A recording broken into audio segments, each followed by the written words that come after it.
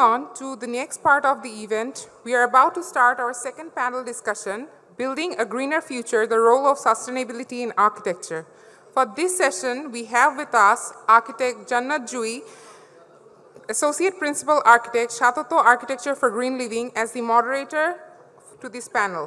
Followed by panelists, we have Engineer Mohammad Samsul Alam, Principal Structural Engineer, the designers and managers, Engineer Faizur Rahman Khan, Managing Director, Building Technology and Ideas, BTI, Architect Baizid Mahabub Khondokar, Principal Architect, Naqshband Architects, Mohammad Didarul Islam Bhuiya, Principal Architect and Managing Partner, Form 3 Architects, Architect Nazli Hussain, Founder and CEO, Praxis Architects, Architect Khondokar Ashfud-Jaman Rajon, Principal and Managing Director, Cubinside Design Limited.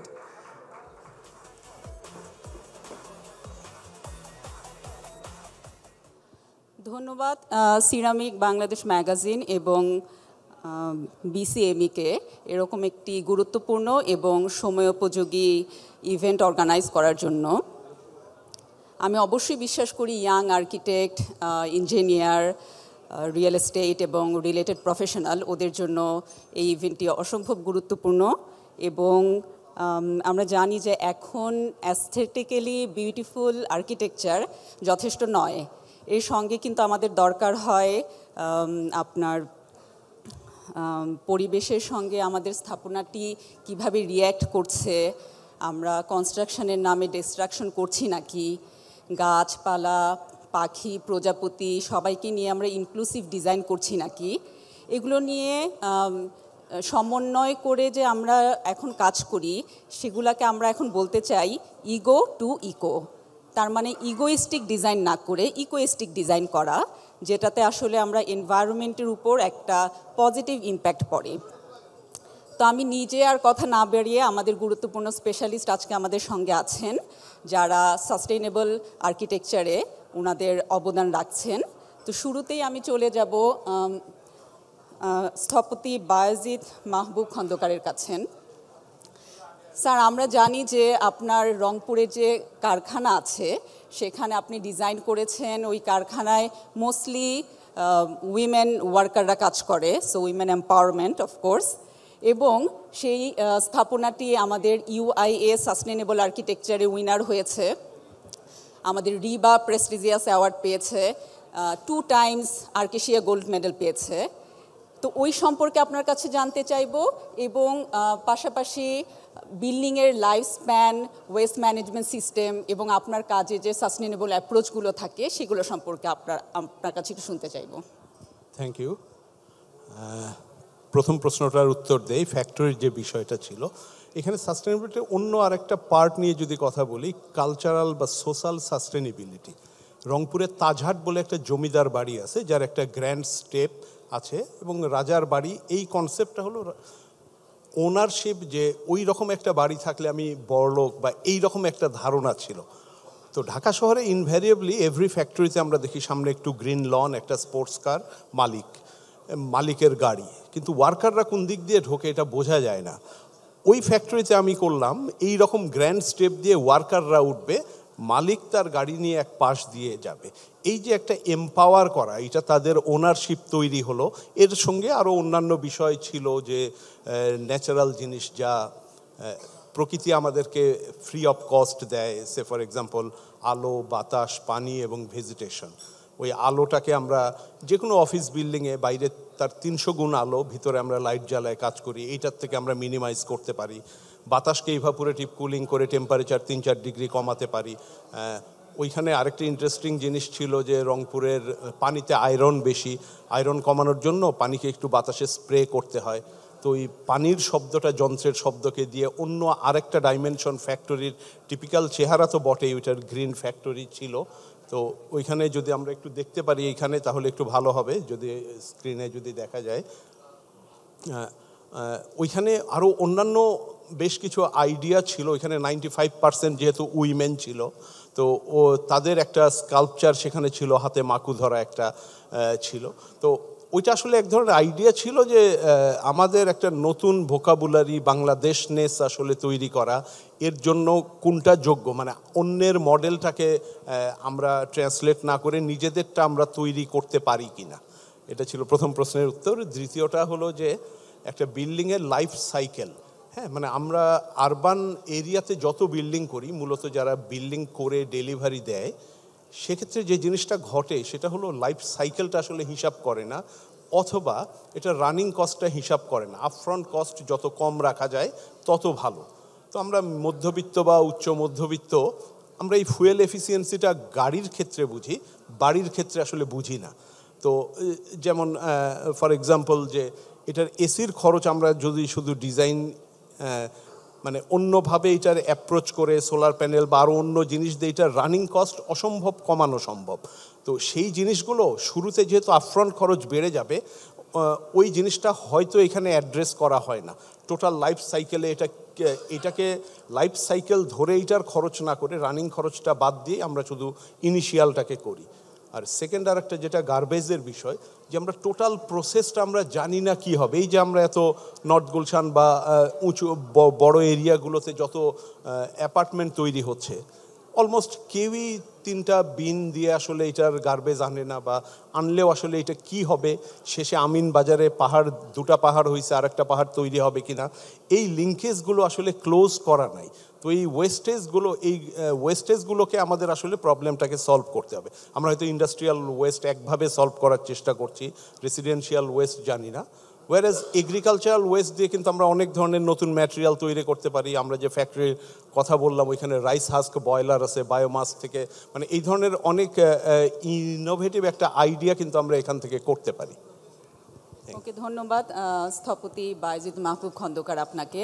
আমি ছোট্ট একটা জিনিস আবার স্যারের কাছ থেকে বলছি, যে এই যে ওয়ার্কারদেরকে প্রায়োরিটাইজ করে তাদেরকে গ্র্যান্ড এন্ট্রি দেয়া, এখানেই তো আসলে যে ছোট্ট চেঞ্জ বাট বিগ ইম্প্যাক্ট এটা হয়। তো এখন আমরা চলে যাব স্থপতি নাজলি হোসাইনের কাছে।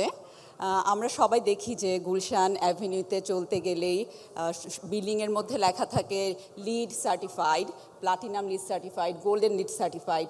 তো আমি আপনার কাছে জানতে চাইবো লিড সার্টিফিকেশন সম্পর্কে, কারণ স্থপতি নাজলি হোসাইন হচ্ছে আমাদের এই লিড সার্টিফিকেশনের এক্সপার্ট।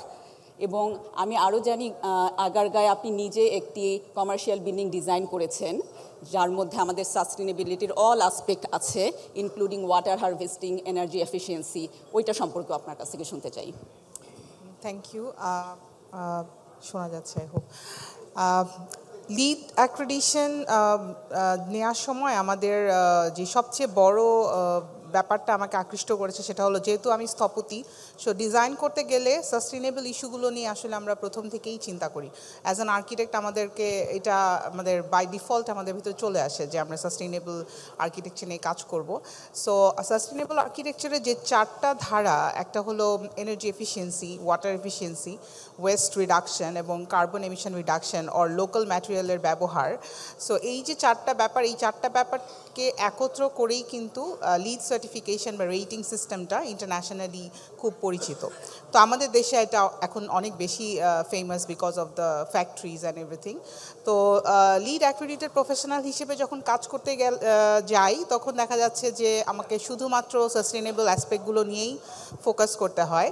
বাট আমাদের একটা সুযোগ হয়েছে, একটা ছোট একটা প্লট, 10 কাঠা একটা plot commercial office building design করার, যেখানে আমাদের ভূমিকাটা অ্যাজ অ্যান আর্কিটেক্টও ছিল এবং লিড এপি হিসেবেও ছিল, ইন্টেরিয়র ডিজাইনও ছিল। সো সেখানে ক্লায়েন্ট আমাদেরকে ওই ফ্লেক্সিবিলিটিটা দিয়েছিলেন। তো ওই প্রজেক্টটাতে আমরা চেষ্টা করেছি যে লিডের পার্সপেক্টিভ থেকে, যেহেতু ওটা লিড প্ল্যাটিনাম সার্টিফাইড হবে, সো লিডের পার্সপেক্টিভ থেকে এবং অ্যাজ অ্যান আর্কিটেক্ট সাস্টেইনেবল অ্যাপ্রোচগুলো ইউজ করে কিভাবে এনার্জি এফিশিয়েন্ট করা যায়। যেমন আমরা যদি চিন্তা করি একটা বড় ফ্যাক্টরির মধ্যে, যেমন বারিদ ভাই বললেন যে উনি অনেকগুলো অ্যাসপেক্ট নিয়ে কাজ করেছেন, ঢাকা শহরের ছোট প্লটের ভেতর যখন একটা এনার্জি এফিসিয়েন্সি নিয়ে কাজ করার ব্যাপার আসে, খুব লিমিটেশন চলে আসে জায়গা। তো জায়গার সবচেয়ে বড় সমস্যা হলো পার ফ্লোর এরিয়া খুবই কম। সেখান থেকে আমরা যেটা করেছিলাম যে ইস্ট ওয়েস্ট ফ্যাসাদে ভার্টিক্যাল গ্রিনারি সিস্টেম দিয়ে বিল্ডিংটার ইটসেলফ যে হিট গেইনের ব্যাপারটা, ওটাকে রিডিউস করে ফেলেছিলাম। তাতে যেটা হয়েছে, এসির যে ব্যবহারটা এটা অটোমেটিকলি অনেক কমে আসছে, যার কারণে আমাদের এনার্জি এফিসিয়েন্সির দিক থেকে যে ব্যাপারটা যে আমাদের সবসময় মনে হয় যে আমাদের মনে হয় কোনো মেশিন ইউজ করতে হবে অর অনেক বেশি ইনভেস্টমেন্ট দরকার, অ্যাকচুয়ালি আমরা ডিজাইন পার্সপেক্টিভ থেকেই এই ব্যাপারগুলো সলভ করা শুরু করেছিলাম। তো একইভাবে আমরা রেইন ওয়াটার হারভেস্টিং নিয়ে কাজ করেছি, ওখানে ওয়েস্ট রিডাকশন নিয়ে আমরা ওখানে যে গ্রিনারি সিস্টেমের যে সারগুলো আছে সেগুলো কিচেন ওয়েস্ট দিয়ে ইউজ করছি। সো এইভাবে করে আসলে একটা অফিস স্পেসকে আরও কত বেশি প্রকৃতির কাছাকাছি বা মোর রেসপন্সিবল এনভায়রনমেন্টে নিয়ে যাওয়া যায়। যেমন ওই বিল্ডিংটাতে সবাই ন্যাচারাল লাইটেই কাজ করে মোস্টলি, যদিও আর্টিফিশিয়াল লাইট আছে, বাট এমনভাবে ওয়ার্ক স্পেসগুলো ডিজাইন করা যাতে অ্যাকচুয়ালি পুরো বিল্ডিংটা দিনের বেলাতে ওনারা ন্যাচারাল লাইটেই ইউজ করতে পারে, অফিস করতে পারে। সো এই ধরনের ছোট ছোট অ্যাপ্রোচগুলো দিয়ে আমরা চেষ্টা করেছি যে এই যে 4টা ইস্যু বললাম লিডের, এই পার্সপেক্টিভগুলোকে কীভাবে 100% কাজে লাগানো যায়। তো আমরা আরও কিছু প্রজেক্ট ডিজাইন করছি যেগুলোতে আমরা সাস্টেইনেবল অ্যাসপেক্টগুলো কাজে লাগিয়ে করছি, এবং আই এম হোপফুল বা কারণ এখন আমাদের কাছে মোস্টলি সব ক্লায়েন্টরাই আসেন সাস্টেইনেবল প্রজেক্ট করার জন্য, যেহেতু আমার এক্সপার্টিসটা এই দিকে। সো এটা অনেক একটা আশার ব্যাপার যে ক্লায়েন্টরা নিজে থেকে চাচ্ছেন যে we want to do something sustainable. So that's a new change for me. So ধন্যবাদ। আমরা কিন্তু সবসময় মনে করি যে সাস্টেইনেবিলিটি বা লিড সার্টিফিকেশন মানেই হচ্ছে খুব কঠিন একটা কিছু হয়তো, কিন্তু আসলে এইগুলো ছোট ছোট কতগুলো কনসার্ন যেগুলো আমরা যদি মেনে চলি, নিজেরা বুঝি এবং ক্লায়েন্টদেরকে বোঝাতে সক্ষম হই, তাহলে এই যে প্রত্যেকটা স্থাপনা 100 থেকে 150 বছর বেঁচে থাকে, ওগুলোর লাইফ লং এনভায়রনমেন্টালি রেসপন্সিভ যেই বেনিফিটগুলো এগুলো কিন্তু আমরা পেতে পারি। তো আমি এখন চলে যাচ্ছি আমাদের ইঞ্জিনিয়ার শামসুল আলম স্যারের কাছে। আমরা জানি যে আইএবি 100টা বাড়ি নিয়ে একটা ইনিশিয়েটিভ নিয়েছে এবং সেখানে আপনি যুক্ত আছেন। তো ওই বাড়িগুলো কতগুলো আবার নদীর পাড়েও আছে, সেইখানে আপনাদের সাস্টেনেবিলিটির আসপেক্ট কী ছিল, আপনাদের সোশ্যাল ইকোনমিক যেই কনসার্ন ছিল সেগুলো সম্পর্কে আমরা কিছু জানতে চাই। ধন্যবাদ। এটা একটা ইন্টারেস্টিং আমার জন্য অভিজ্ঞতা ছিল। আইবি ঠিক করলো 100 হোমস, যেখানে বিভিন্ন জায়গাতে আমরা প্রথমে একটা সার্ভেতে বেরোলাম। সার্ভেটা ছিল হলো ভোলা এবং কচুয়া বলে একটা জায়গা খুলনার আশেপাশে। ওখানে একটা মানে কিছু ক্যানেলের নেটওয়ার্ক আছে, যখন জোয়ারের পানি আসে তখন পানি ক্যানেলগুলোতে আসে তারপর চলে যায়, কিন্তু যখন বর্ষাকাল তখন বৃষ্টি এবং নিম্নচাপ হলে পানিগুলো কখনো কখনো 2 দিন 3 দিন কখনো 1 সপ্তাহ পর্যন্ত উঠানে পানি থাকে। এখন কিছু ছবি ছিল, আমরা গিয়ে দেখলাম, ছবিগুলো দেখালে ভালো হতো। হ্যাঁ আচ্ছা, এইটা একটু রাখেন। প্রত্যেকে তার ভিত্তিটা রক্ষা করার জন্য পলিথিন দিয়ে ঢেকে রাখছে। আরেকটা ছবি আছে, যান দেখেন। প্রত্যেকটা এই যে পলিথিন যেগুলো দেখছেন, পলিথিনটা দিয়ে সে তার বাড়িটার ভিতটাকে বাঁচানোর চেষ্টা করছে। আরেকটা যান। আচ্ছা এখানে রাখেন। এখন যখন বর্ষাকালটা চলে যাচ্ছে, এই জুন জুলাই শেষ হয়ে গেল, তখন কিন্তু আর বৃষ্টি নাই, শুকনার সময়, তখন ওই পলিথিনের কিন্তু ওই লোকটার কাছে কোনো গুরুত্ব নাই। কিন্তু পলিথিনটা যাচ্ছে কোথায়? পলিথিনটা যাচ্ছে হলো এই যে তার বাড়ির পাশে পুকুরটাতে, তার উঠানে। 2টা জিনিস হচ্ছে, পুকুরটার কোনো প্রোডাক্টিভিটি থাকছে না, পুকুরে মাছ হয় না। সিমিলারলি বাড়ির আশেপাশে যে গাছ লাগানো হতো, অনেক জায়গায় দেখলাম এটা খুব লিকলিকে পেঁপে গাছ উঠছে। ওটা খেয়াল করে দেখলাম যে ওর নিচে পলিথিন আছে, পলিথিনের ফাঁক দিয়ে কোনোভাবে গাছটা ওঠার চেষ্টা করছে। এইটা ছিল একটা বিরাট ওদের জন্য চ্যালেঞ্জ, কিন্তু ওর ভিতটাও তো রক্ষা করতে হবে। আমরা তখন চিন্তা করেছিলাম আমরা এমন একটা মেটেরিয়াল যদি তাকে দিতে পারি যেটাতে তার বৃষ্টির সময় তার ভিতটা ভেঙে যাবে না। আমরা তখন ওখান থেকে কিছু মাটির স্যাম্পল এনে কিছু স্যাম্পল তৈরি করলাম। ওই মাটির সাথে খড় আর 5% সিমেন্ট মিশিয়ে আমরা একটা মানে প্রথমে আমাদের একটা এক্সপেরিমেন্ট করে দেখলাম যে ওটা ভিজিয়ে রাখলে কি হয়। দেখলাম যেটা খড় আর সিমেন্ট যেটার মধ্যে আছে সেটা পুরা পানির মধ্যে ভিজিয়ে রাখার পরেও কিছু হয় না। তখন আমরা ওই অভিজ্ঞতাটা কাজে লাগিয়ে ভোলাতে আমরা একটা বাড়ি করলাম, যে বাড়িটা প্লিন পর্যন্ত ওইভাবে আমরা তৈরি করেছি। করার কিছুদিন পরে একটা নিম্নচাপ হওয়ার পরে পুরা পানি ওদের ভিত পর্যন্ত আসলো এবং কয়েকদিন ছিল, এবং ওটা চলে যাওয়ার পরে দেখা গেল যে ভিত ভাঙে নাই। এইটা যদি আমরা আরও প্র্যাকটিস করি, ছড়িয়ে দিতে পারি, আমার মনে হয় লোকজনের উপকার হবে। বাকি ছবিগুলো স্লাইড করলে ওই ছবিগুলো দেখা যাবে। এইটা হলো সে পলিথিন দিয়ে ঢেকে রাখা অবস্থা। যেতে থাকেন, এই একই জিনিস, এই পলিথিনই পরে পুকুরে যাবে, ধানের খেতে যাবে, চলতে থাকেন প্রতিটা। এই দেখেন, এই যে কোনায় পেঁপে গাছটা উঠছে, বেচারা উঠতে পারছে না, কারণ তার নিচে পলিথিন থেকে আটকে ফেলেছে। চলতে থাকেন, সেম থিং দেখেন, পলিথিন আটকে রেখেছে এটাকে। তারপরে আমরা আমাদের অফিসে এসে আমরা এই খড়, যেতে থাকেন, করার দরকার নেই, চলেন। মাটি আর সিমেন্ট দিয়ে আমরা একটা স্যাম্পল তৈরি করেছিলাম। এই যে এই জিনিসটা তৈরি করার পরে আমরা দুইটা জিনিস তৈরি করলাম। বাম দিকেরটাতে খড় আর সিমেন্ট আছে, আর এটা একটা নর্মাল এরকম দুইটা চার কোনা জিনিস তৈরি করলাম। তারপর আমরা এটা পানিতে ভিজিয়ে রেখেছিলাম। রাখার পরে একটা উইকেন্ডে আমরা উঠাতে ভুলে গেছিলাম, বৃষ্টি এসে পুরো ভিজে গেল। কিন্তু পরে উইকেন্ডে এসে দেখলাম একটা গলে গেছে, একটা পরিষ্কার আছে। এটা হলো ছবি। আমরা ভোলাতে একটা বাড়ির সাইটে আমরা এটা করলাম, এভাবে মিশালাম। আগাতে থাকেন, সাইটে কাজ করা হচ্ছে। আগান, আমরা মাপঝোঁক করেছিলাম, মানে প্রতিটা মেজারমেন্ট করার জন্য ওনারা অনেক এফোর্ট দিয়েছিল। শেলটেক সিরামিকের কাছে আমরা খুব কৃতজ্ঞ। ওনারা এই এক্সটেনশনটা সার্ভিসটা ওনারা না দিলে এটা বানানো সম্ভব ছিল না। ওনাদের ইঞ্জিনিয়াররা হেল্প করেছে, ওনারা আমাদেরকে থাকার জায়গা দিয়েছেন, আমরা ওনাদের নিয়ে কাজ করেছি। শেলটেক সিরামিক এখানে ধন্যবাদ পেতেই পারে। শেষে বাড়ি হওয়ার পরের ছবিটা দেখবেন, আরেকটা যান, লাস্টে শেষ হওয়ার পরে কী হলো, এই দেখেন, এইটাই হলো সেটা। এটা কিন্তু মাটি, এটার মধ্যে শুধু 5% সিমেন্ট আছে আর আছে, খড় আছে। লাস্ট একটা ছবি দেখেন, এটা এই যে গরু বসে আছে, এবং এরপরে আমরা নর্মাল ওয়েতে বাড়িটা বানিয়েছি, এবং এইটাই বৃষ্টির পরে পুরাটা ঢেকে গেছিলো। এটা বাইরেও ব্যবহার হয়। এটা হলো থাইল্যান্ডে, এগুলো কিন্তু কম্প্রেসড আর্ট দিয়ে তৈরি করা, থাইল্যান্ডে। এটাও থাইল্যান্ডে, এগুলো সব কিন্তু কম্প্রেসড আর্ট দিয়ে তৈরি করা। এআইটির একটা স্কুল আছে যেখানে কম্প্রেসড আর্ট দিয়ে ব্রিক কী করে বানানো হয় সেটা শেখানো হয়। এটা হলো আমেরিকান স্কুল, এটাও কিন্তু কম্প্রেসড আর্ট দিয়ে তৈরি করা। তা আমরা কিন্তু এই জিনিসগুলো একটা বড় হাউজিং করার ক্ষেত্রে আমরা ইউজ করতে পারি। আমরা এতে এনভায়রনমেন্টাল রক্ষা পাই। আমার মনে হয় এটা অ্যাডাপ্ট করা যেতে পারে। ধন্যবাদ। ধন্যবাদ স্যার। স্যারের কথা শুনে আমার একটা জিনিস মনে হলো, যেটা প্রফেসর আর্কিটেক্ট রফিক আজম সবসময় বলেন, যে আর্কিটেক্টরা শুধুমাত্র বড় লোকদের দাস নয়। তো আসলে যারা আর্কিটেক্টদেরকে এফোর্ড করতে পারে না, তাদের প্রতি কিন্তু আমাদের আর্কিটেক্ট, ইঞ্জিনিয়ার, ব্যবসায়ী সবার রেসপন্সিবিলিটি আছে। তো আমাদের 100 হোমস বাই আইবির যে ইনিশিয়েটিভ, এটাকে আমরা খুবই সাধুবাদ জানাই, এবং স্যার এবং তার টিমকে ধন্যবাদ যে বন্যা কবলিত এলাকায় ওরা হয়তো আশাই করেনি যে আপনারা এই ইনিশিয়েটিভ নিয়ে ওদের এই সাহায্যে এগিয়ে আসবেন। জি, ধন্যবাদ স্যার। এখন আমরা শুনতে চাই ইঞ্জিনিয়ার এফআর খান স্যারের কাছ থেকে।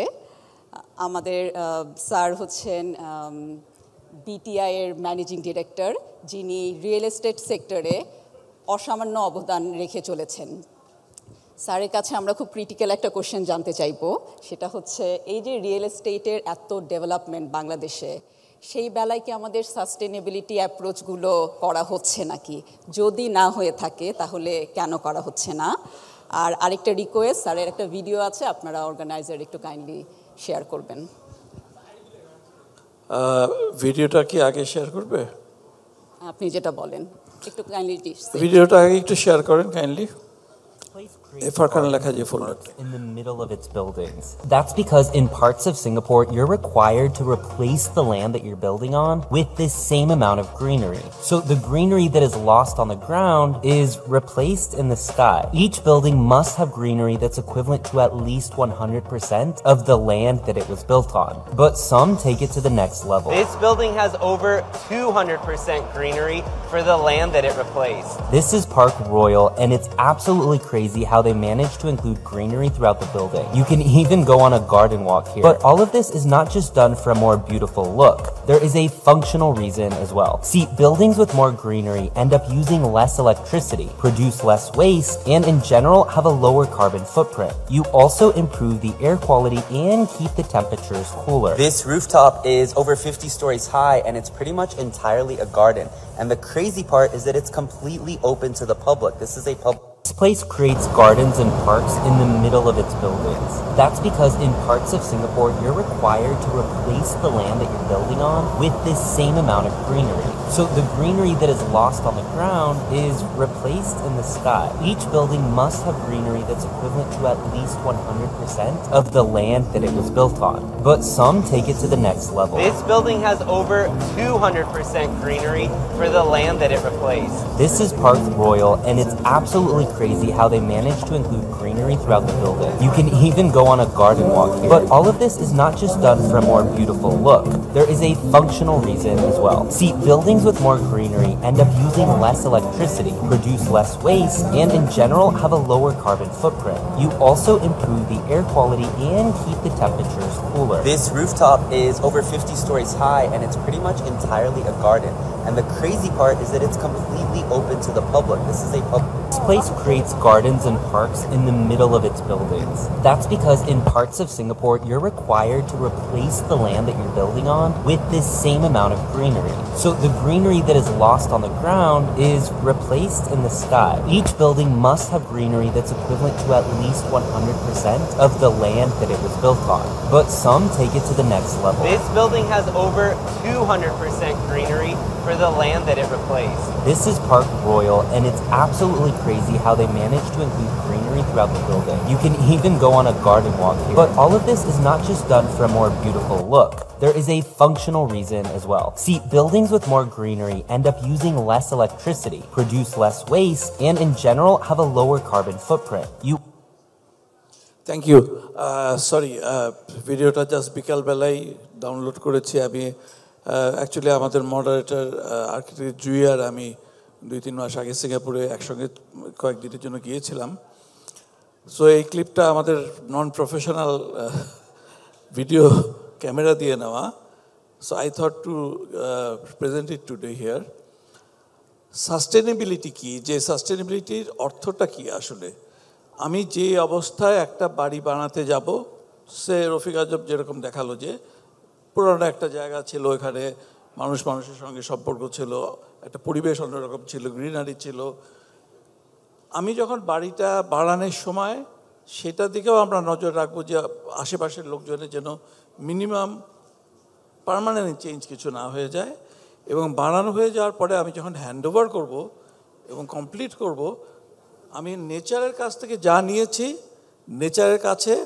মিনিমাম সেটুকু ফেরত দেব এখানে ভিডিওর ভিতরে বলেছে যে 100% of the greenery will be given back to the new building এবং এই বিল্ডিংটা সিঙ্গাপুরের যেটার নাম হচ্ছে Park Royal hotel plus Park Royal offices এটা one of the largest building যেটা যা বানানো হয়েছে আপনারা দেখেছেন এতক্ষণ ধরে তার থেকে বেশি গ্রিনারি ফেরত দেওয়া হয়েছে এবং minimum carbon emission which is only 20% এখান থেকে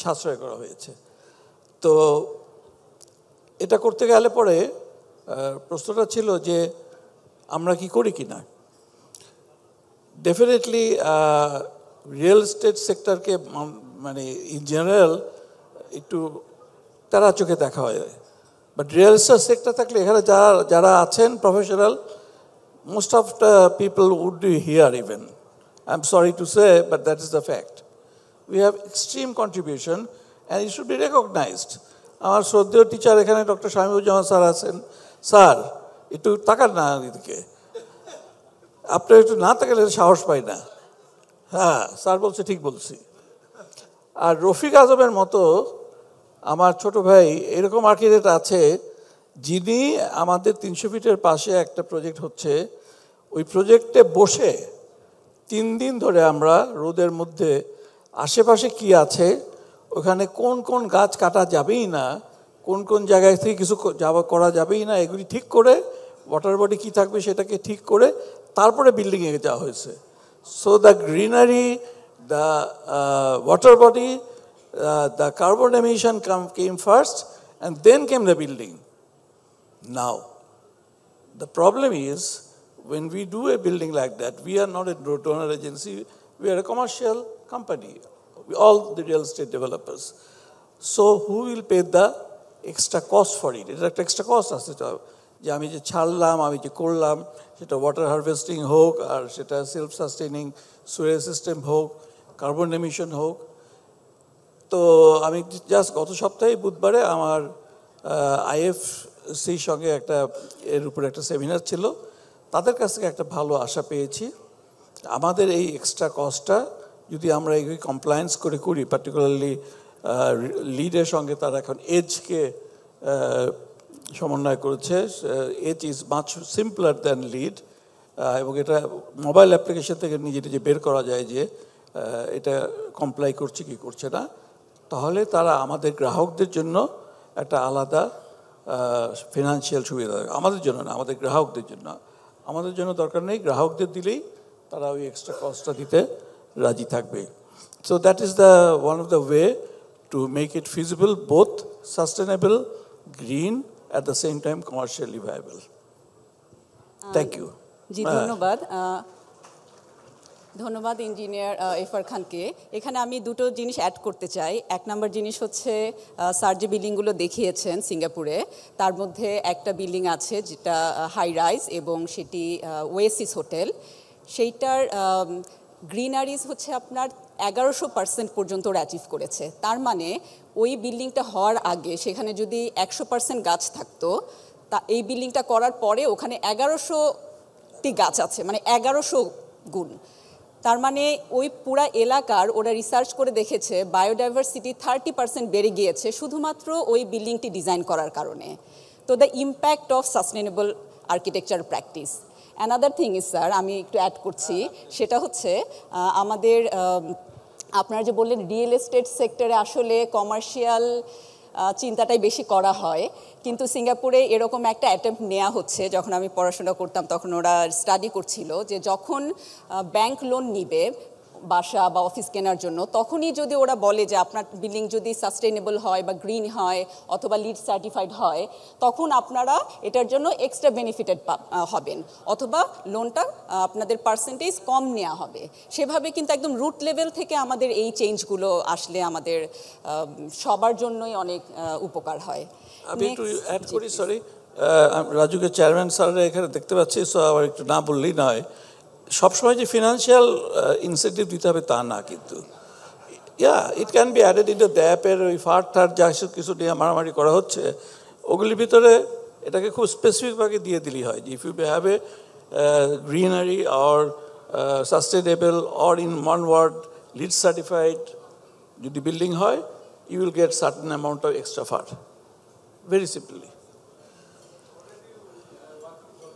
জি, I'm sure you're already working on it. আমি আরেকবার মনে করে দিলাম আর কি। জি, আমাদের রাজুকের চেয়ারম্যান স্যার আমাদেরকে আশ্বস্ত করেছেন ওনারা এই ব্যাপারে ওয়ার্ক অন করছেন। সেজন্য শেপিং বাংলাদেশকে ধন্যবাদ, সিরামিক বাংলাদেশ ম্যাগাজিনকে, যে এরকম একটা প্রোগ্রামের মাধ্যমে আমরাও জানতে পারলাম সেটা। আমার একটা হাততালি দেওয়া উচিত রাজুকে জন্য।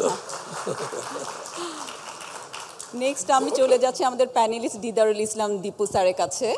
আপনার কাছে জানতে চাইবো, আপনারা তো সেন্ট্রাল জেইলের রেস্টোরেশন প্রজেক্টটা করছেন এবং ওই প্রজেক্টে আপনারা অনেক ওল্ড ব্রিক ফাইন্ডিংস সেগুলো নিয়ে কাজ করেছেন, বিল্ডিংয়ের লাইফ স্প্যান, এবং আরও একটা জিনিস জানতে চাইবো, সেটা হচ্ছে আপনাদের engagement with the urban contest and your large scale project, সেই সম্পর্কেও আপনার প্র্যাকটিসের কিছু আমরা জানতে চাই। Thank you. আজকে তো প্রথমত এটা আমাদের প্রজেক্টের প্রেজেন্টেশনে ফোরাম না আজকে, তো আমরা সিটি নিয়ে অলওয়েজ কনসার্ন আর্কিটেক্টরা, তো ভিডিওটা একটু পরে অন করেন। তো আমি জাস্ট সিটির যে গ্রোয়িং কনসার্নগুলো আমরা আর্কিটেক্টরা সবসময় সেন্স করি। একটা ব্যাপার হচ্ছে যে আসলে আমরা কীভাবে বানাবো, কী দিয়ে বানাবো, এটা নিয়ে সবসময় খুব কথা হয়, কিন্তু আসলে কোথায় বানাবো এটা অনেক ইম্পর্ট্যান্ট, মানে ইট কামস ফার্স্ট। যেমন আমাদের ওল্ড ঢাকা নিয়ে আমাদের কাজ করার একটা এক্সপিরিয়েন্স হচ্ছে যে আমাদের 2017 থেকে একটা প্রজেক্টের সাথে এখানে সম্পৃক্ত। তো ওই প্রজেক্টে আমরা দিয়ে আমার হয়তো কথা শেষ করব, কিন্তু তার আগে একটা জিনিস যে আসলে ঢাকার যে ডেভেলপমেন্ট, ঢাকা তো অনেক পুরনো একটা সিটি।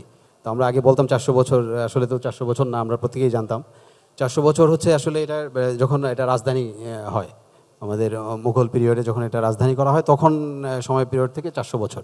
এর আগেও আসলে এখানে ফোর্ট ছিল, এখানে নগর সভ্যতাই ছিল। তো নগর সভ্যতা কেন ওই পার্টটায় ছিল, ওল্ড ঢাকায় কেন ছিল, এটা একটা বোঝার ব্যাপার আছে।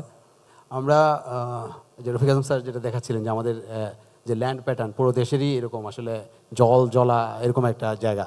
তো ঢাকা একেবারেই জলঢাকা ছিল। এটার মধ্যে কিছু অংশ উঁচু ছিল, কিছু ল্যান্ড। তো সেই ল্যান্ডগুলো আমরা যেমন টেক বলতো, যে পানি, আর বাকি যে অংশগুলো উঁচু সেগুলো হচ্ছে টেক। তো আমরা এই যে ল্যান্ডের কথা আমরা জানি যে পুরনো ঢাকার যে অংশটা থেকে আমাদের ডেভেলপমেন্টের গ্রোথটা ওইটাকে সেন্টার করে ধীরে ধীরে ছড়িয়ে যায়। তো ওই অংশটা কিন্তু মানে অরিজিনাল সয়েল, আমাদের যে লাল মাটি বলি ঢাকার, সেই লাল মাটি। এবং এই জায়গাটা কিন্তু ঢাকার অন্যান্য জায়গার চেয়ে একটু উঁচু। ঢাকার এই ভেরিয়েশনটা ছিল, তো সেই ভেরিয়েশনটা দিন দিন হারিয়ে গেছে। মানে হচ্ছে আমরা যে এরিয়াগুলো আগে বসতি স্থাপন করা হয়, আমাদের ঢাকার ওল্ড পার্ট, ওয়ারি, তারপর আমাদের ইভেন ধানমন্ডি, ইভেন বনানী এবং গুলশান, এই এরিয়ার অধিকাংশ এরিয়া কিন্তু আমাদের অরিজিনাল সয়েল বা লাল মাটি এরিয়া। তো এই জায়গাতে তো আসলে মানুষ হ্যাবিটেট মানে তৈরি করবেই, এটা খুবই স্বাভাবিক। তো এখানে আমাদের দেখতে পাচ্ছি যে আজকে আসলে এই কনসার্টটা আমার শেয়ার করার অন্যতম বড় কারণ হচ্ছে মানে এই ফোরাম, যেখানে আমি দেখতে পাচ্ছি যে আসলে প্রফেশনালসরা আছেন, রাজুকের চেয়ারম্যান মহোদয় আছেন এবং রাজুকের অন্যান্য প্রতিনিধিও হয়তো আছেন এখানে। তো ওনাদের কাছে শেয়ার করা যে আসলে আমরা কোথায় করব, আমার হ্যাবিটেট কোথায় তৈরি হবে, আমার যে ঢাকার যে এই যে জলাঞ্চলগুলো ছিল সেগুলো যে একদমই মানে অলমোস্ট আমরা নিঃশেষ করে দিয়ে, রুইন করে দিয়ে আমরা স্থাপনা করছি। স্থাপনা না, পুরো এরিয়াই একদম মানে বালি দিয়ে ভরাট করে করে করা হচ্ছে। সেটা সরকারি এবং বেসরকারি সব রকমের প্রতিষ্ঠান থেকেই হচ্ছে সেটা। তো এই জায়গাটায় আসলে রেগুলেশন অ্যাক্ট করতে পারে, কারণ হচ্ছে আমি বালি দিয়ে যখন ভরাট করতেছি, ভরাট করার পরে আবার আমরা বলতেছি যে এই জায়গাটা এখন আমাকে এই 150 ফিট পাইল করতে হবে, পাইল করে আমরা কাজ করতেছি এবং সেটাও আনসেফ বিল্ডিং হচ্ছে। আমরা স্ট্রাকচার ইঞ্জিনিয়ারদের কাছে সবসময় আমরা এটা পাই। আমরা আর্কিটেক্টরা একটা সার্টেন লেভেলে অ্যাম্বিশাস থাকি বিল্ডিং ডিজাইন এবং এরকম হতে হবে, কিন্তু স্ট্রাকচার ইঞ্জিনিয়াররা অলওয়েজ কনসার্ন ওই এরিয়াগুলো নিয়ে যেখানে আমরা জানি যে একদম স্যান্ড ফিল করে বিল্ডিংগুলো করা হচ্ছে। তো এই জায়গাটা আসলে যদি আমাদের মানে সিটি আরেকটু গ্রো এইভাবে করতো, যে আমার যে ল্যান্ডগুলো আগে ছিল যেখানে হ্যাবিটেট আগে তৈরি হয়েছে, তো এখান থেকে একটু দূরে যে আমরা যে 300 ফিটের যে রাস্তা হলো বা 100 ফিট দিয়ে আরেকটা রোড হয়ে গেল, বা এই ধরনের আরও অনেকগুলো রোডের কথাই বলা যায়। এরকম এই রাস্তাগুলো আমরা কিন্তু দেখি যে আমরা আসলে 10 মিনিটে এই রাস্তা পুরোটা পার হয়ে যাওয়া যায়, 9 কিলোমিটার বা 11 কিলোমিটার। এর মানে হচ্ছে যে আসলে আমার হ্যাবিটেট তো এই যে জলাঞ্চলটা ছিল এটা পার হয়ে গিয়েও হতে পারতো, এবং 10 মিনিটের ডিস্টেন্স আমরা তো জানি গুলশান যেতে আধা ঘন্টা 1 ঘন্টাও লাগে। স্যার বলতেছিলেন যে 2-2.5 ঘন্টা থেকে জ্যামে থেকে এখানে পৌঁছাইছে। তো এই জায়গাটায় আসলে রেগুলেটরি বডির অ্যাক্ট করার আছে এবং খুব স্ট্রিক্টলি যে আসলে আমরা যে ইনভেস্টমেন্ট ওইখানে স্যান্ড ফিল করে ওইটার মধ্যে স্ট্রাকচার তৈরি করে যে হুমকির শহর তৈরি করতেছি, তো আমার মনে হয় মানে এই জায়গাটায় মানে খুব স্ট্রিক্টলি একটা কনসার্ন নেওয়ার আছে সবার। তো এটা নিয়ে আমাদের সিটির একটা ভাবনা। আর হচ্ছে আমরা পুরাতন ঢাকায় কেন্দ্রীয় কারাগারের যে এরিয়াটা, কেন্দ্রীয় কারাগার তার কনজারভেশন এবং তার হিস্ট্রি প্রিজারভেশন রিডেভেলপমেন্ট এই প্রজেক্টের সাথে আমরা সম্পৃক্ত। তো প্রায় 2017 সাল থেকে আমরা কাজ করতেছি, প্রায় 8 বছর রানিং এই প্রজেক্টে। তো এটা একটা মাল্টিডিসিপ্লিনারি প্রজেক্ট যেখানে আর্কিটেক্টস, প্ল্যানার্স এবং transport specialist, engineers, conservation specialist সবাই একসাথে কাজ করে একটা মানে সুন্দর একটা সলিউশনে যাওয়ার একটা চেষ্টা আমাদের ছিল। তো ওই প্রজেক্টে আমরা সাস্টেনেবল অ্যাসপেক্টগুলো নিয়ে আমরা কথা অলরেডি বলেছি, এনভায়রনমেন্টাল অনেক ইস্যুস নিয়ে কথা বলেছি। তো এই জায়গাটায় আমাদের একটা মিশেল কাজ, যেটা আসলে বলতেছিলাম যে মাল্টিডিসিপ্লিনারি এবং একই সাথে এটা নতুন এবং পুরনো কাজের একটা ফিউশনের মতো আর কি। তো এই জায়গাটা আমরা অনেকেই জানি না যে এই কেন্দ্রীয় কারাগারের যে কারাগার এবং তার যে পুরনো এরিয়াটা, এটা হচ্ছে বক্সিবাজার থেকে চকবাজার পর্যন্ত একটা জায়গা, প্রায় 100 বিঘার মতো জায়গা নিয়ে আমাদের প্রকল্পটা হচ্ছে। তো এই পার্টটায় আসলে আমাদের ঢাকা লালবাগ ফোর্টেরও আগে একটা ফোর্ট এখানে ছিল, যেটা আফগান ফোর্ট বা প্রিমোগল ফোর্ট হিসেবে পরিচিত ছিল, এবং এটার রেফারেন্স অনেকগুলা আমরা ঢাকার অনেক পুরনো বই এবং হিস্টোরিক্যাল ডেপিকশনেই পাই। তো এটা প্রায় 1897 সালে, প্রায় 150 বছরও হয়নি। তো তখন একটা বড় ভূমিকম্পের সময় এটা ব্যবহারের অনেকটাই অনুপযোগী হয়ে পড়ে। তো আমরা ওই অংশটা নিয়ে কাজ করছি। আমার মনে হয় এখন আমরা যে ভিডিও ক্লিপটি আছে আমাদের, আমি জাস্ট ওইটার অডিও ভিজুয়াল যেহেতু সেখানে ডিসক্রিপশনও থাকবে, তো আমি কিছুক্ষণ সময় চুপ থেকে ওই মানে আমি চুপ থাকবো আর কি, ভিডিওটা চালানোর জন্য অনুরোধ করছি। আমাদের প্রস্তাবনা এবং তারপর এটার প্রকল্পের বর্তমান ব্রিটিশ বিরোধী আন্দোলন থেকে আমাদের মহান মুক্তিযুদ্ধ পর্যন্ত অসংখ্য বিপ্লবী দেশপ্রেমিক বীরের স্মৃতি ঘেরা ঢাকা কেন্দ্রীয় কারাগার 228 বছর আগে 1806 সালে পুরনো ঢাকার নাজিমউদ্দিন রোডে 15 একর জমির উপর নির্মিত, যার সূচনা 1788 সালে ইস্ট ইন্ডিয়া কোম্পানির একটি ক্রিমিনাল ওয়ার্ড নির্মাণের মাধ্যমে। অঞ্চল পরিচিতি। জোন এ।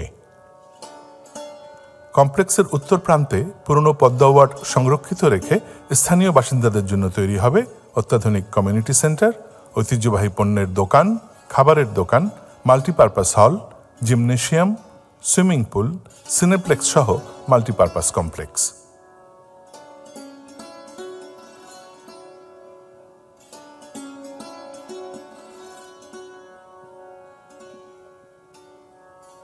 Zone B. চকবাজার প্রান্তের খোলা জায়গাটি নাগরিক চত্বর হিসেবে নকশা করা হয়েছে। পুকুরের চারপাশ ঘিরে তৈরি করা হবে ওয়াকওয়ে ও পার্ক। চক কমপ্লেক্সে থাকবে বইয়ের দোকান ও পুরনো ঢাকার ঐতিহ্যবাহী খাবার নিয়ে ফুড কোর্ট।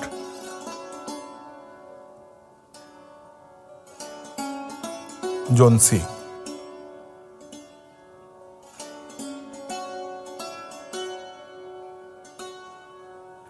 ঢাকা কারাগারের মধ্যভাগে জেল গেট, ওয়ার্কশপ এলাকা, কন্ডেম সেল, ফাঁসির মঞ্চ, কারা উদ্যান, আমদানি ওয়ার্ড, চম্পাকলি ভবন, জেল হাসপাতাল, মেঘনা ভবন, সুরমা ভবন নিয়ে গড়ে তোলা হবে কারা স্মৃতি জাদুঘর।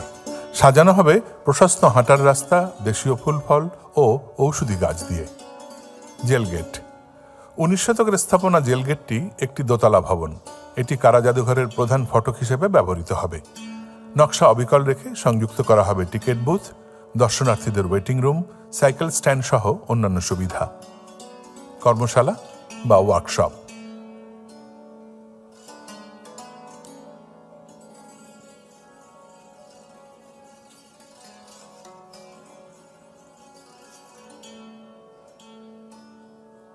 কন্ডেম সেল ও ফাঁসির মঞ্চ।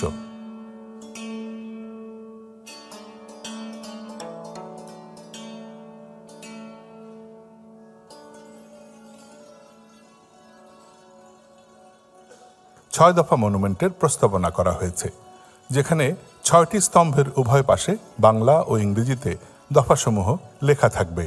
জলসিঁড়ি গ্যালারি। কারাগার চলাকালীন সময়ে যা ষাটোর্ধ্ব বন্দীদের সেল ও তারও আগে ব্রিটিশ আমলে লুনাটিক অ্যাসাইলামের শেড হিসেবে ব্যবহৃত হতো এই একতলা টিনের ভবনটি।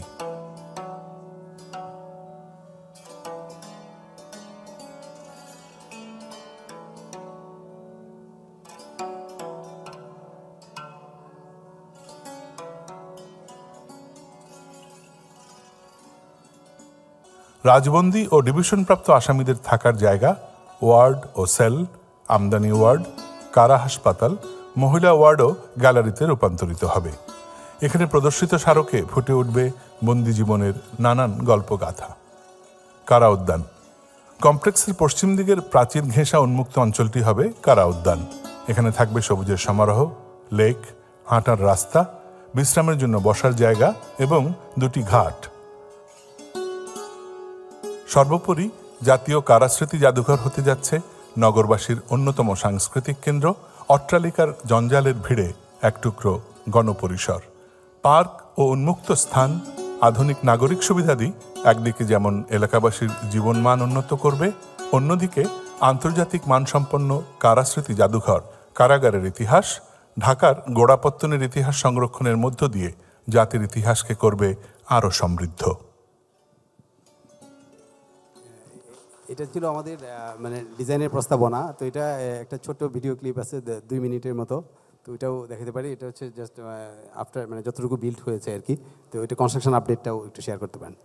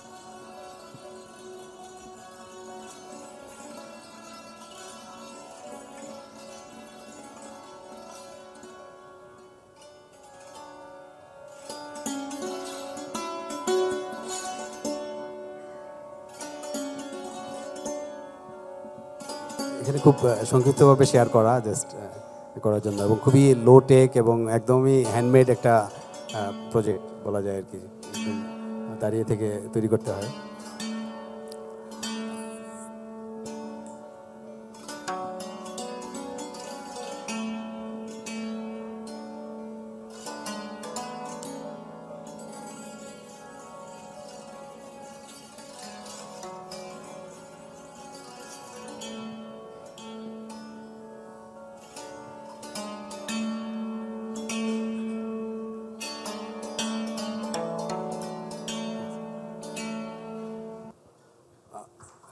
Thank you.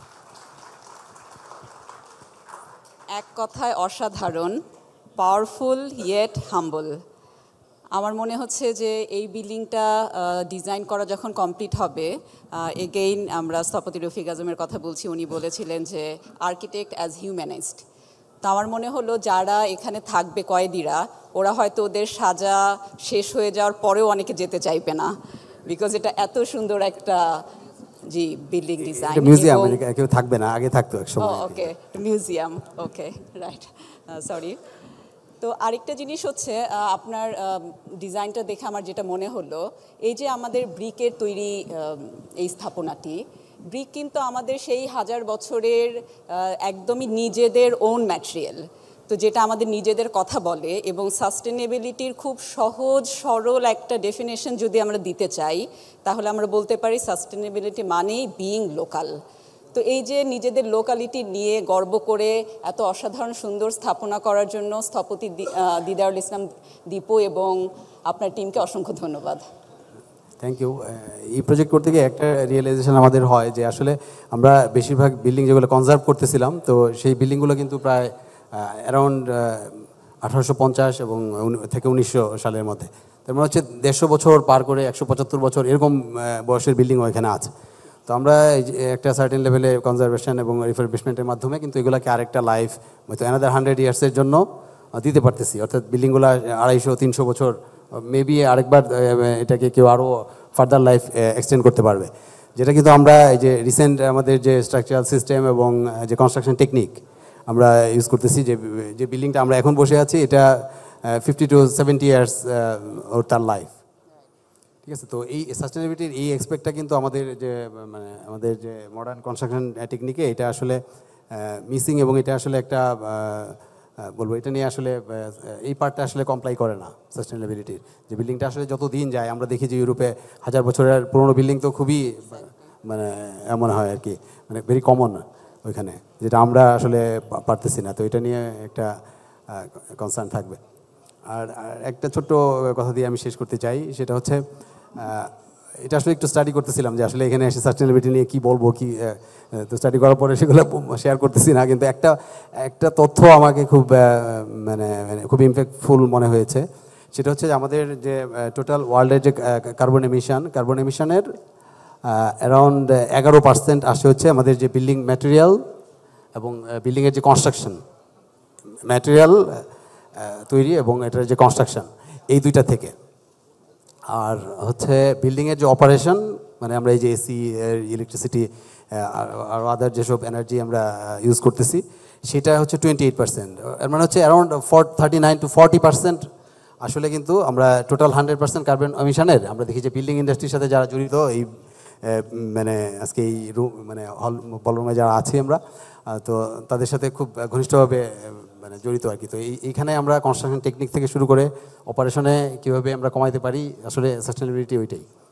তো এটা সবাই মাথায় রাখলে ভালো যে আমরা আসলে বড় একটা স্টেক হোল্ডার এখানে, আমাদের এখানে ইম্প্যাক্ট ফেলার আমাদের চিন্তা, আমাদের কাজ, আমি মনে করি যে এখানে বড় একটা ইম্প্যাক্ট ফেলতে পারে। থ্যাংক ইউ সবাইকে। থ্যাংক ইউ স্থপতি দীপুকে ওনার ইনসাইটফুল থটগুলো আমাদের সঙ্গে শেয়ার করার জন্য। আপনি যেটা বললেন যে 49% কার্বন এমিশন আপনারা 39% করেছেন, আর আই মিন ইটস আ লট। 39% করা মানে অনেক বিল্ডিং আছে যেগুলোতে হয়তো আমরা পানি বা ওয়াটার অর গ্রিনারিজ অথবা আপনার পাবলিক স্পেস এরকম অনেকগুলো জায়গাতেই কিন্তু আমরা সাস্টেনেবিলিটির জিরো কার্বন যেটা বলি অথবা নেট জিরো এনার্জি বিল্ডিং বলি সেগুলো কিন্তু আমরা অ্যাচিভ করতে পারি। তো সব বিল্ডিংয়েই যে আমার 100% এনার্জি এফিশিয়েন্ট বা জিরো কার্বন করা লাগবে তা জরুরি নয়, এক একটা বিল্ডিংয়ের ধরন অনুযায়ী সেগুলো বদলাতে পারে।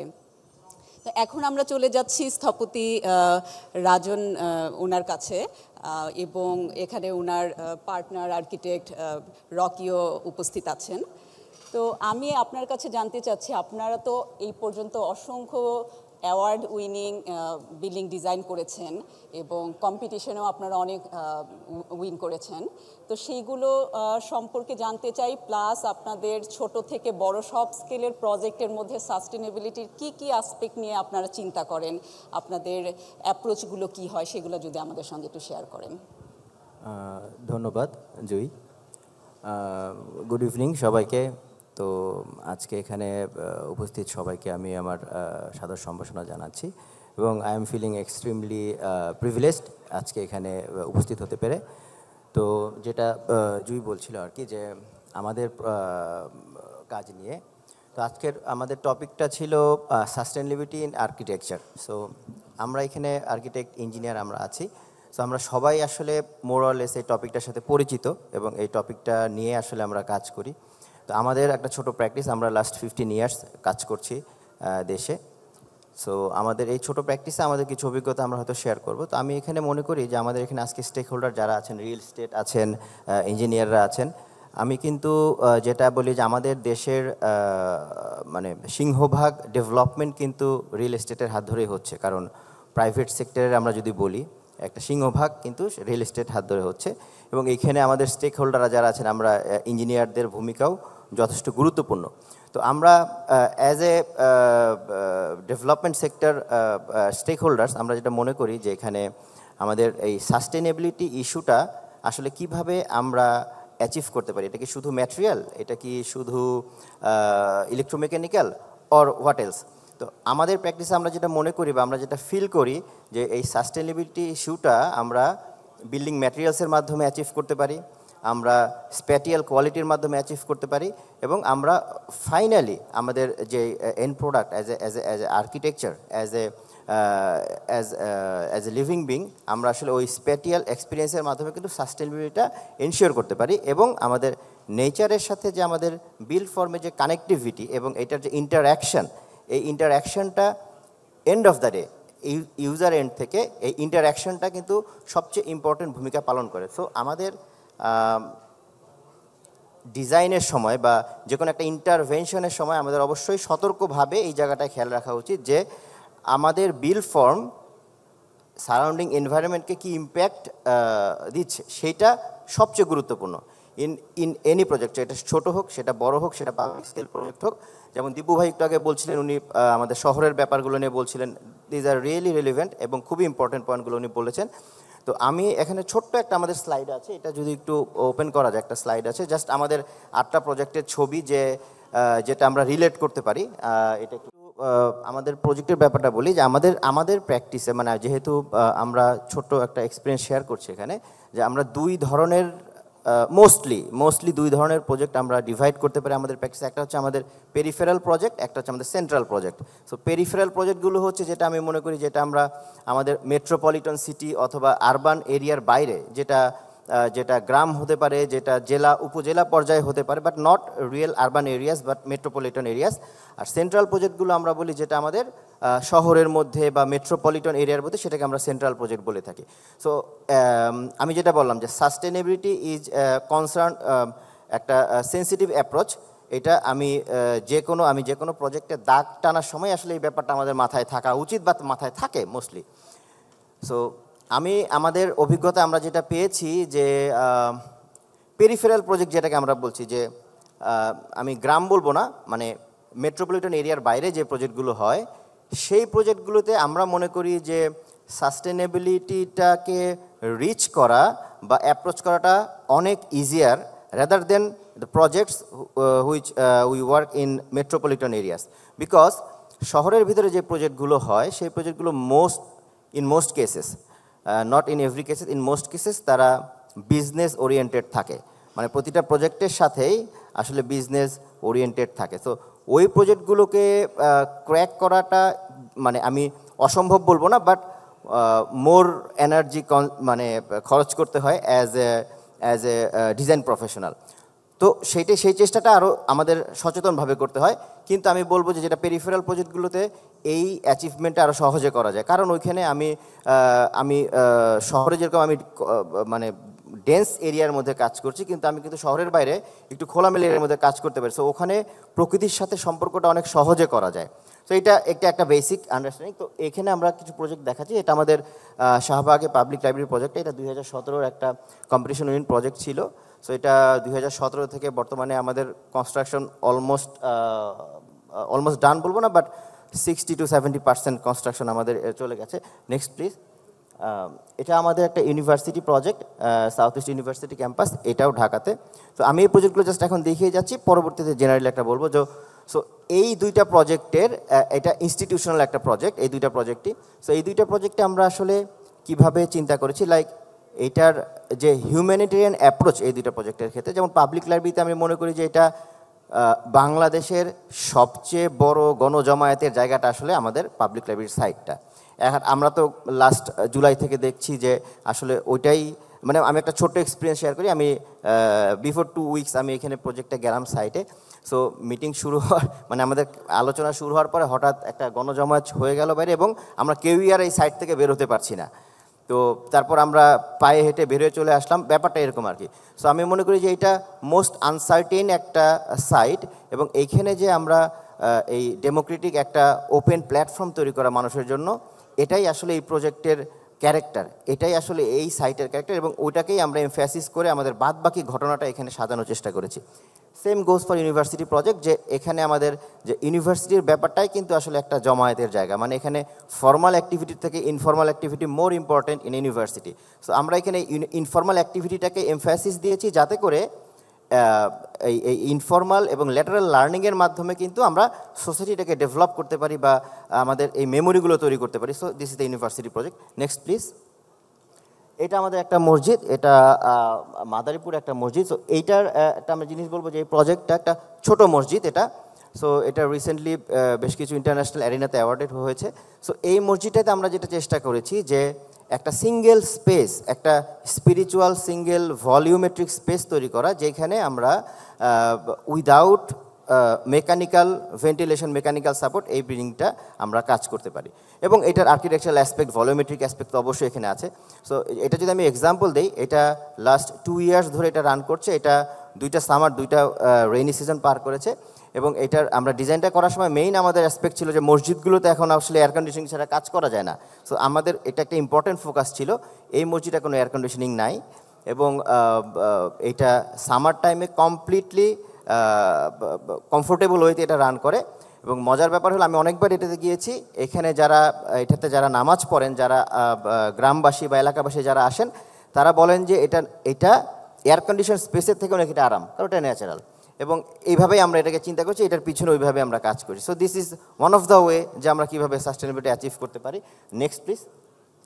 এটা একটা রেসিডেন্স, এটাও মাদারীপুরের এটা একটা রেসিডেন্স। এই রেসিডেন্সটা আসলে বেসিক্যালি আমরা যেটা মনে করি, আমরা একদম আমাদের কোর, যেমন আমাদের মেমোরিতে আমাদের দাদাবাড়ি নানাবাড়ি যেরকম আছে যে উঠান থাকবে, ঘর থাকবে, বাংলা ঘর থাকবে, খাওয়ার ঘর থাকবে, এক্স্যাক্টলি ওইভাবে করা।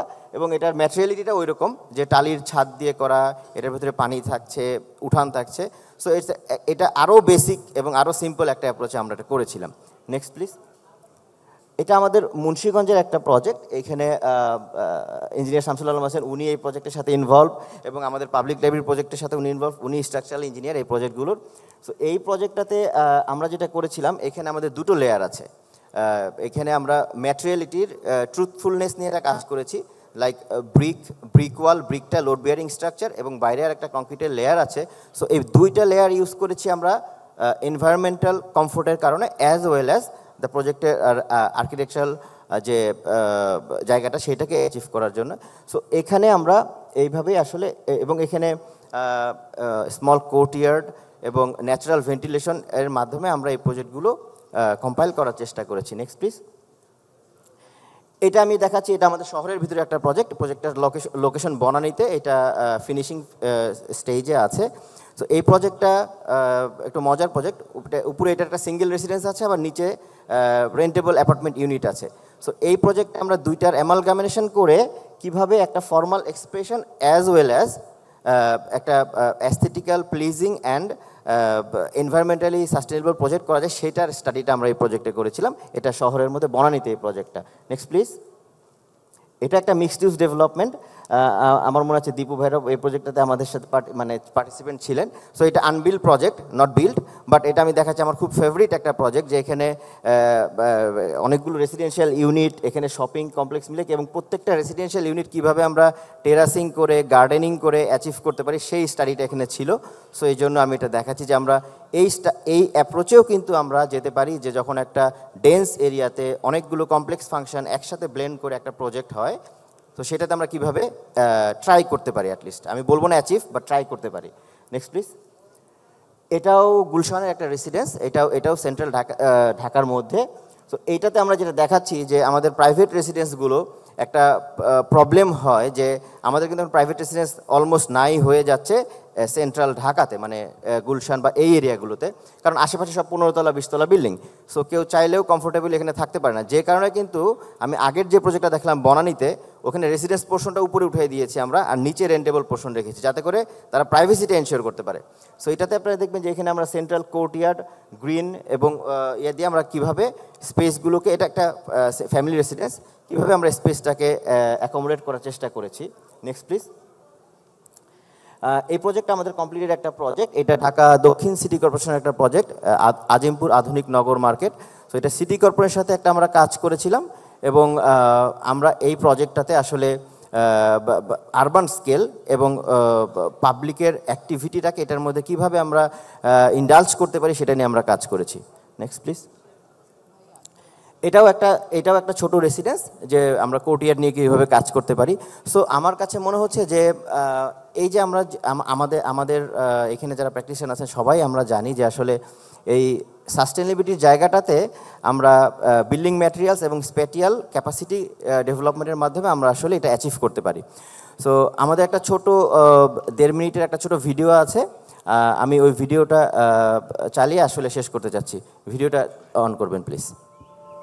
এটা আমরা যে মসজিদটা দেখিয়েছিলাম সেই মসজিদের একটা ছোট video.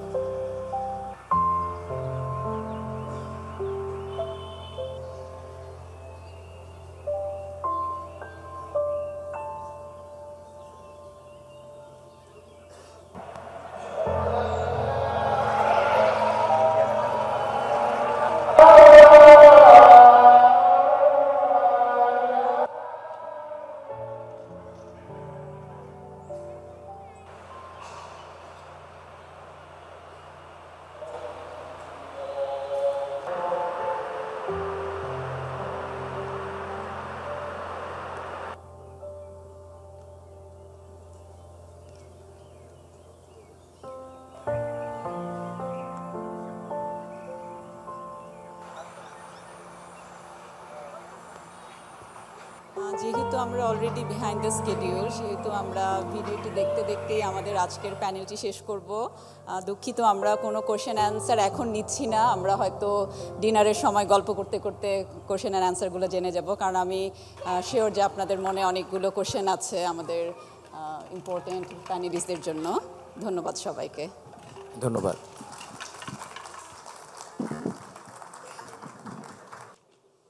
Thank you so much. I'll request the panelists and the moderator to stay on the stage, please. Sir, Baizid sir, Dipu sir.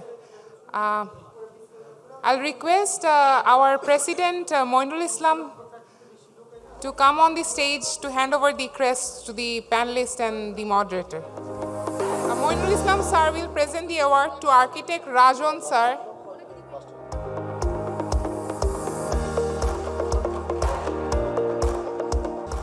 Architect Nazli Hussain, Architect Muhammad Didarul Islam Bhuiya,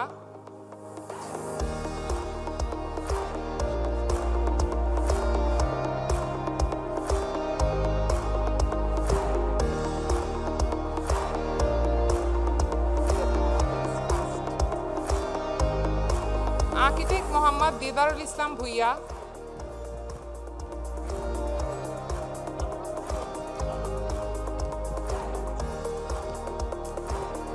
to our moderator, Architect Jannat Jui,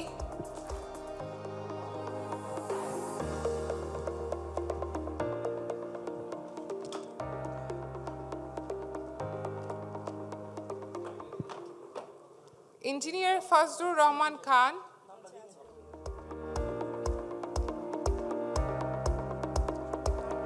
Engineer Mohammad Samsul Alam,